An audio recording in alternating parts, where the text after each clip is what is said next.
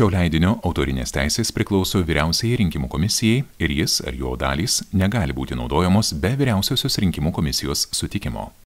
Kandidatai vienmandatėje Pajūrio rinkimų apygardoje numeris 22. Birutė Andruškaitė, Laisvės partija. Simonas Gentvilas, Liberalų sąjūdis. Viktorija Girinskienė, Tautos ir teisingumo sąjunga, centristai tautininkai. Svetlana Gorniakova, partija Laisvė ir teisingumas. Rimvydas Kairys, Lietuvos regionų partija. Romas Karmazinas, Lietuvos valstiečių ir žaliųjų sąjunga. Kęstutis Kvaraciejus, Lietuvos socialdemokratų partija.